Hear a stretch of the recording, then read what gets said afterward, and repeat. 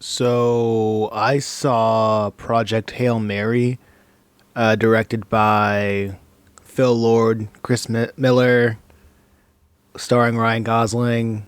First name, last names. I'm not really a movie guy, but I went and saw the movie with my parents, my grandmother, and I thought it was a very interesting movie that talked about what does it mean to be brave. From what I picked up from the movie, is that the film states nobody is born brave. Bravery is when you have someone to die for, where you're someone who you are willing to sacrifice for, and when you act, well, I should say that again. Bravery is when you act on the behalf of somebody you are willing to die or sacrifice for. And I think this show, the movie, did a very good job showing throughout the entire film. It was everybody pushing the main character, Grace, into becoming the hero, while Grace, through every step of the way, said that this wasn't his calling. His calling wasn't to be the hero. And what they were trying to do within the movie is find. It's very technical. I one thing I kind of didn't like about the movie is that it goes in and out of technical jargon. It tried its best to have the audience, the layman, understand all the scientific babble. And plus, this is just me coming fresh off of seeing the movie.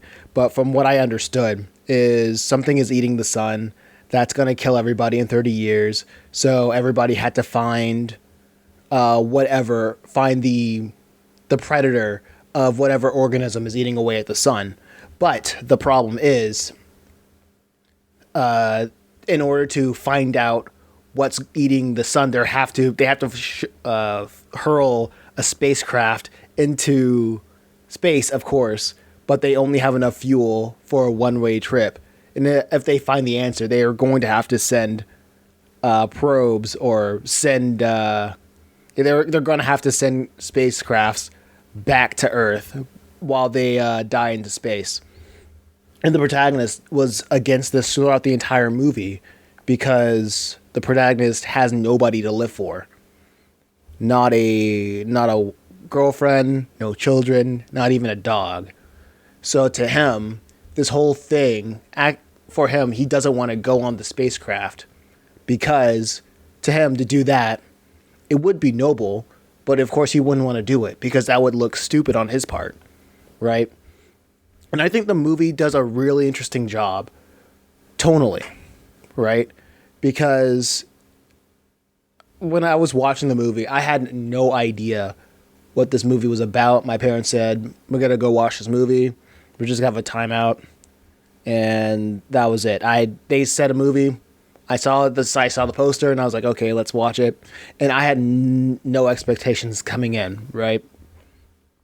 And it was a weird tonal tapestry of Space Odyssey, Oppenheimer, and a Disney movie.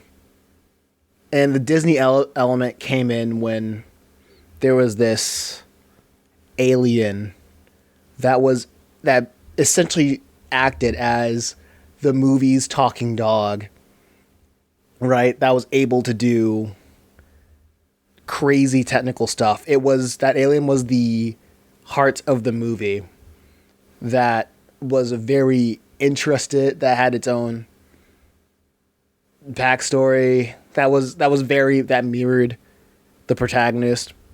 And I remember paying attention to a lot of emotional, hard-hitting scenes and listening to the sniffles in the background in the movie theater. And I knew, and I was like breaking down, my mind was breaking down why people were so emotional at this during the scene. And it was because of, if you watch the movie and pay attention to the alien sidekick, it was reminiscent of, what was it, the dog from Up. It had its own personality. It was helpful. It was upbeat. It wanted it like the protagonist and the alien shared the same goal of finding out what was eating away at both of their sons, right? And it goes from serious to depressing to upbeat and hopeful in waves.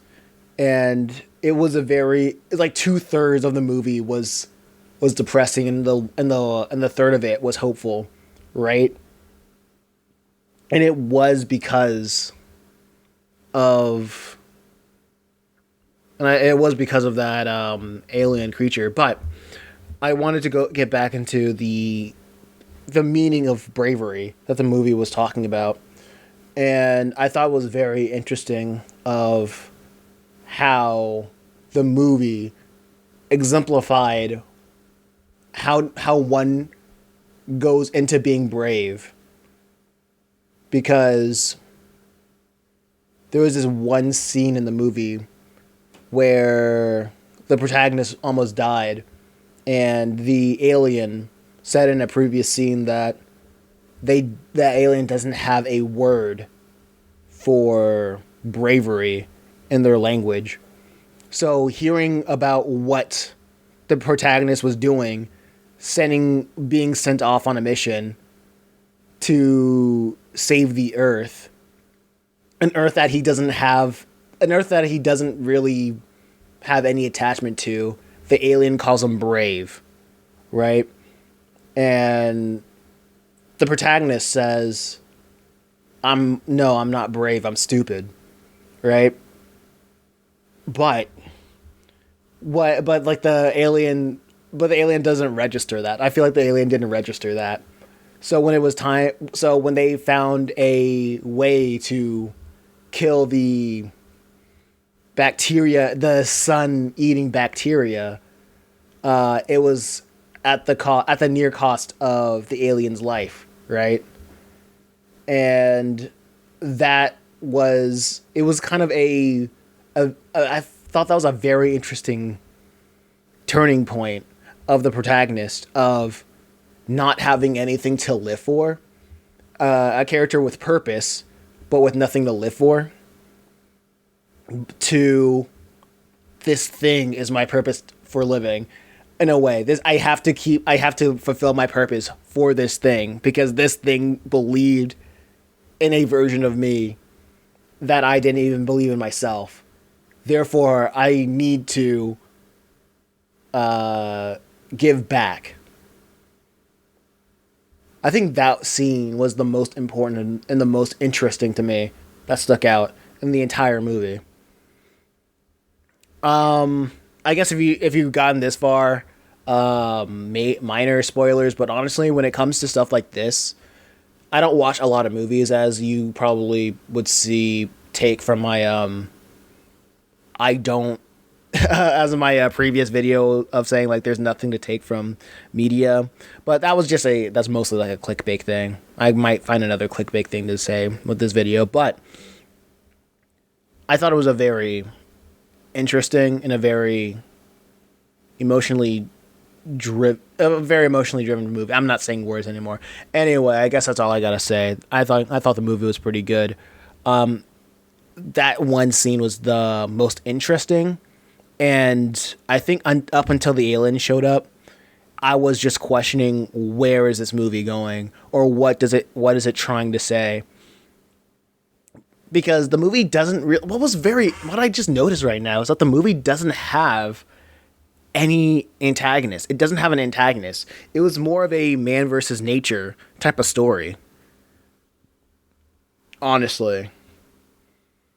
Because the protagonist's his main hurdle was himself.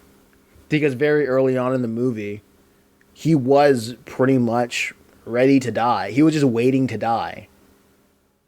He wakes up, no memory. He was just stumbling around the spacecraft, just waiting. That was a very interesting idea up until he found another ship that gave him a connection again, and with a shared interest that made his goal worth achieving. That's when the alien shows up. That's when the story really kicks in, and what the movie really wants to say. And I think that movie was pretty. I think the movie was pretty good. Do I recommend it? Yeah, it's very lighthearted. The lighthearted moments are pretty. It feels pretty Mickey. I'm not gonna lie. It feels like a Lilo and Stitch like Disney movie. I'm not knocking it because I am not knocking it because it is pretty. Sometimes I'm like, what are we doing here? But it was lighthearted. I'm not gonna hate it. I for sure ain't gonna hate it because I'm pretty sure that gave it a lot of heart. So, yeah. Anyway, and plus the movie had 2/3 of being depressing when it wants to be. So yeah, I recommend the movie. It's pretty good.